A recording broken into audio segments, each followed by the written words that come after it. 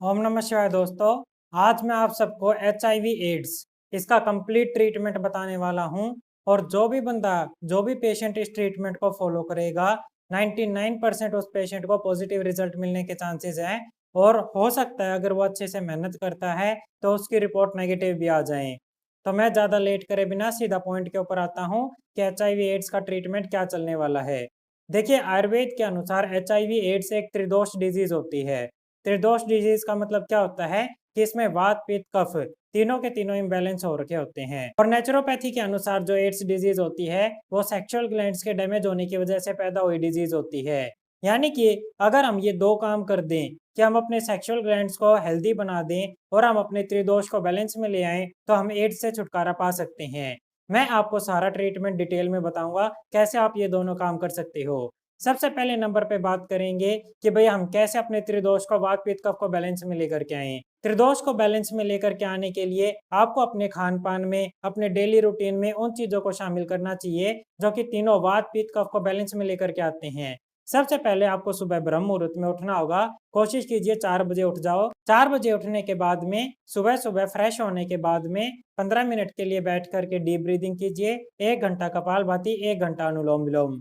अगर कोई पेशेंट ये कहता है कि मैं तो बहुत ज़्यादा देर के लिए कहने लग रहा हूँ, तो मैं उसको बताना चाहूँगा कि आप अपनी बॉडी की पूरी केमिस्ट्री को बैलेंस में लेकर के आना चाहते हो। जो पूरी बॉडी इम्बैलेंस हो रखी है, वात, पित्त, कफ तीनों चीज़ें आउट ऑफ बैलेंस जा रखी है, उनको अगर आप बैलेंस में लेकर के आना चाहते हो, तो मिनिमम 1-1 घंटा तो आपको अपने शरीर को देना ही होगा।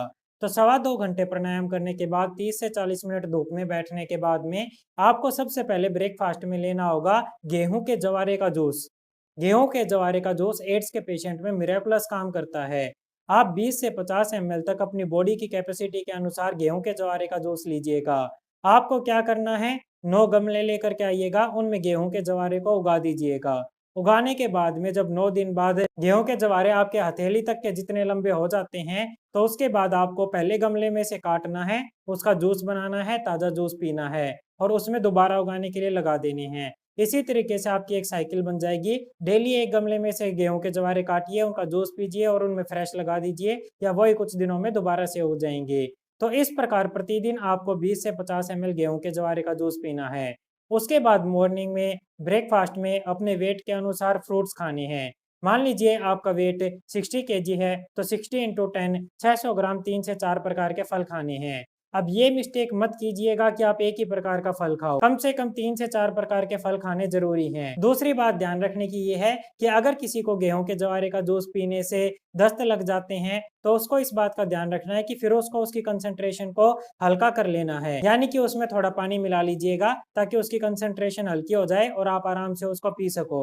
इसके बाद अगले नंबर पे दोपहर में आपको अपने वेट के अनुसार 3 से 4 प्रकार के सलाद खानी है। 60 केजी वेट है तो 60 इंटू 5 300 ग्राम 3 से 4 प्रकार की सलाद, साथ में छोटा सा नारियल का टुकड़ा खाना बहुत ज्यादा जरूरी है एड्स के पेशेंट के लिए, तो खास करके साथ में अंकुरित मूंग की दाल या फिर अंकुरित चने या फिर अंकुरित अल्फाल्फा की सीड्स जरूर खाइएगा। अगर आपका 60 केजी वेट है तो 60 डिवाइडेड बाय 2 यानी कि 30 ग्राम अंकुरित अनाज दोपहर को खाना है, 30 ग्राम शाम को खाना है।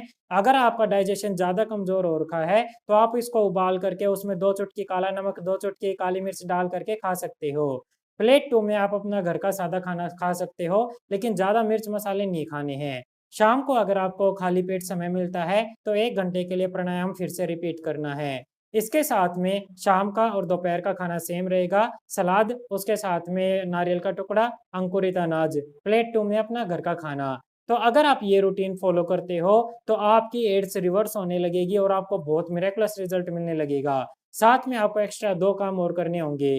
पहला काम, आपको त्रिफला चूर्ण लेना होगा।